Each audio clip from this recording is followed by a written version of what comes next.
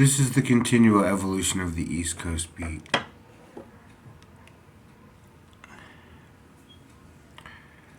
New specs. I'm so blind that without my glasses, that I didn't have any idea what they look like on my face until they actually put the lenses in.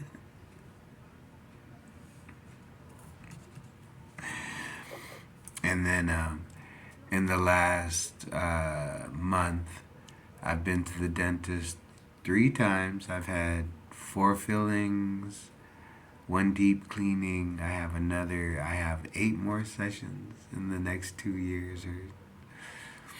Um, I don't know. I was born in the Philippines, and I imagine that I lived in the Philippines, I'd probably have like 3 teeth right now. So to have what I have has been pretty cool. Um, uh, I mean, I imagine at some point, if I don't die young, I'll probably have dentures. I smoke packs of cigars a day. I drink coffee with cream and sugar. I very lazy with my dental hygiene routine. Flossing is if it were, I'm not into flossing. I have been since the deep cleaning, but even since the deep cleaning, it's still been like half the nights I don't floss. I think I've only really truly given it a good floss 2 nights out of 7 days. You know what I'm saying?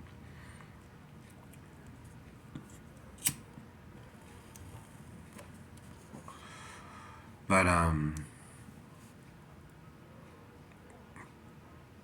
like I said,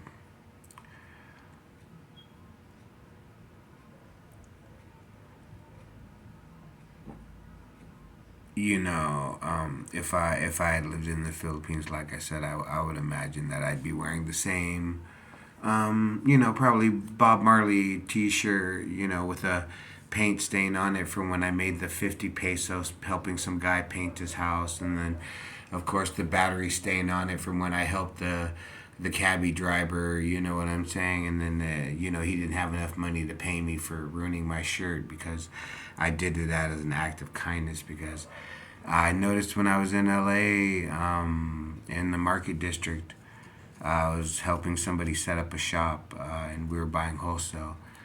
And there were just a lot of, 6 foot tall, strong, homeless guys that were trying to help people park trucks and, stuff like that for a couple dollars.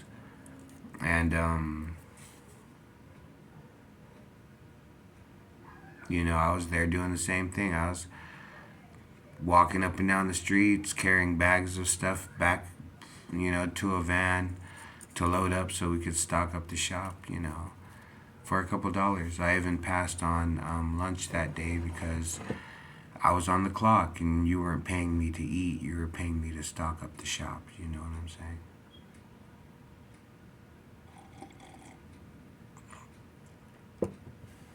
So, what do you do for a dollar, or what do you do to pass the day, or how do you,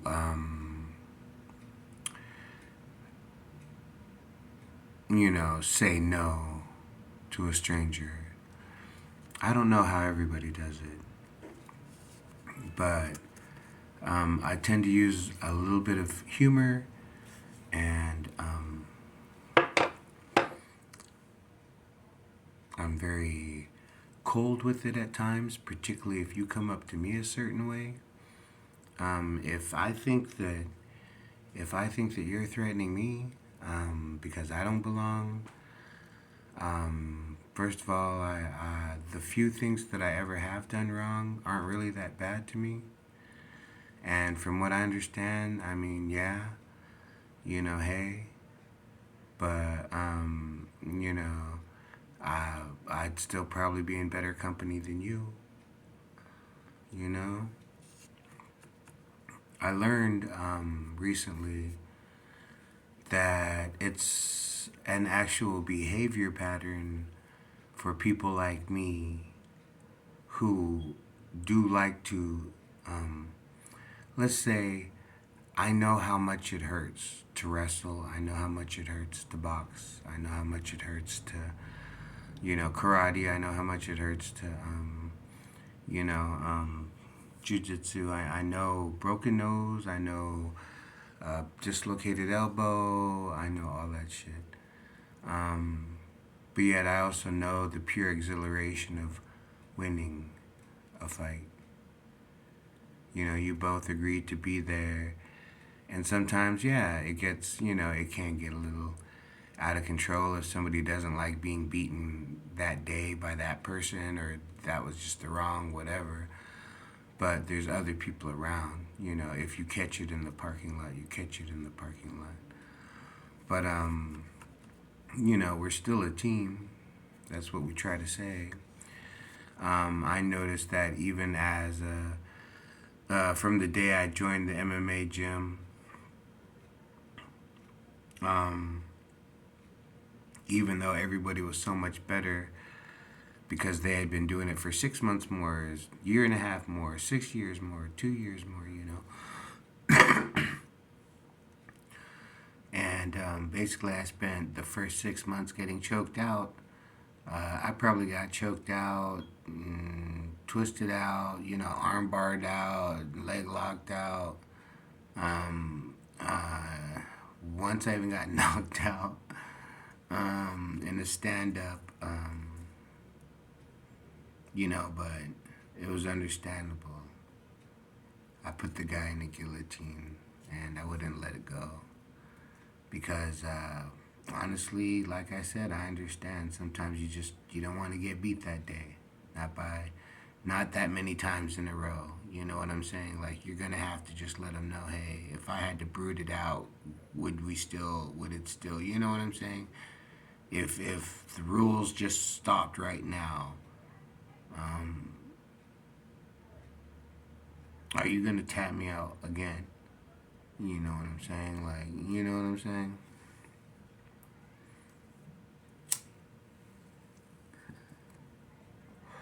So, knowing that that behavior had come from me, I would expect it of others. And I remember one time there was this Indian guy. He came through. He wanted to be a doctor, and I was like, bro, training MMA is not good for your hands. You know what I'm saying? Hard to do surgery when you got a dislocated fucking, uh, you know, uh, fucking elbow, or you got a fucking swollen patch over your eye. It's hard to do surgery, bro. You know what I'm saying? Um, but he was young, and I guess he had some money, and he didn't want to just be some soft doctor, that pays his way through life. He wanted to know that he could walk the streets of San Bernardino, um, confident that you can't take from him. You know what I'm saying? When I first joined the gym is closed now, but it was called a combat sports gym. That's specifically we trained in combat sports: jiu-jitsu, boxing, Muay Thai, submission grappling. Um, a couple of us knew Taekwondo and stuff like that, but they didn't encourage that kind of mixed martial art. They wanted more the takedown of wrestling and jiu-jitsu on the ground. They wanted Muay Thai standing up. They wanted you to be good with your hands, so if you wanted to concentrate with boxing, you would try to get the boxing coach, and they did private sessions too, you know what I'm saying? But I just took, in the first couple months, I was taking 2 classes because they said I could take as many as I wanted. So I took an hour long class in the morning, or like an hour and a half long, and like an hour and a half long class at night. And one was usually submission grappling, which was a lot of jujitsu, but other stuff from combat sports. And then at night it was usually 3 nights. It was either 3 nights a week it was jujitsu, or 3 nights a week it was Muay Thai. But I remember it was 3 and 2 basically. And and then I had taken like 6 months of full contact kickboxing, but I never sparred in that class. And then I took got up to my purple belt. I always say green, but I got up to my purple belt in Taekwondo, and stopped taking Taekwondo because one of the kids from the Taekwondo class had started training MMA, and he came back to me and was like, "You got to come over here, bro." You know what I'm saying? So I went over to his gym, and then they said, "You got to sign up. We're not gonna let you just walk in here, and because you're from another martial arts academy. We're not even a martial arts academy, bro. We're a gym. You know what I'm saying?" But they had a team, and some of the coaches on the team fought professionally. One was even one of those pay-per-view King of the Cage fighters from back in the 90s. This was, I trained back in those days, you know what I'm saying? And then another one fought at the what is now the Nokia Theater, the Staples Arena. He used to do. He was still an amateur fighter, but he was fighting, big stages like that. One of the other guys, he competes, but he was a full time something else, and he was. I think he only taught like 1 or 2 days a week, and he was the older. Um, I almost want to say nonviolent sort of way of teaching jujitsu. He wasn't teaching them so that they could break some guy's arm in a fight. He was teaching them so that they could roll on a jujitsu mat at 58 years old with honor. You know what I'm saying? Um,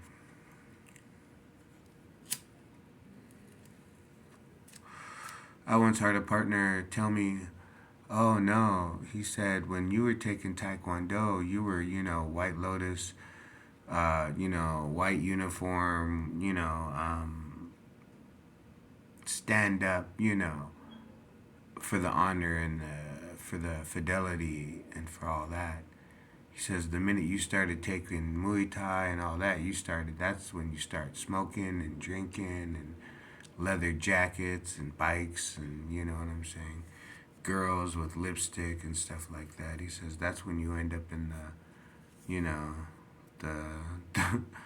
the red light part of town. You know what I'm saying? He says that's when you cross the line. But you know what I'm saying? Hey, the kid asked me, he said, "Man, look, you got to come on over." So I came on over. Same thing when I was in high school, and the high school football team, their center walked up to me one day, said, "Heard you been talking shit about the team." I said, "Man, I heard you guys haven't had a winning season in 20 years. And he said, "Well, why don't you join and see if you can do something about that?" So fucking I joined the football team. Um, I love a challenge. I love the underdog. Life is hard. Life is twisted. Sometimes life is so hard and twisted that I imagine that my lungs are like thin, razor thin sheets of bamboo that are supposed to just burn. Um, there's a great longing in my life, a great will, a want. Um, it keeps me stepping in step. It keeps me in line with myself. As the world changes, as the people change, as the world changes, as the people change the world, You know, yes, I too change, but there are still things that I hold on to. Thankfully, thankfully.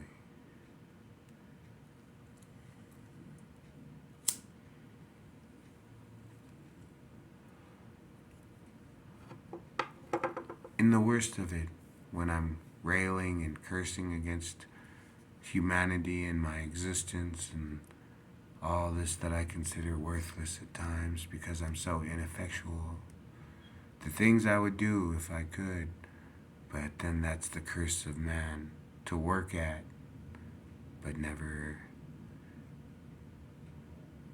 be able to um, hold the finished product, never be able to see it completed.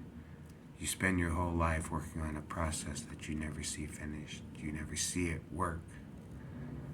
You always see it in progress. So, you know,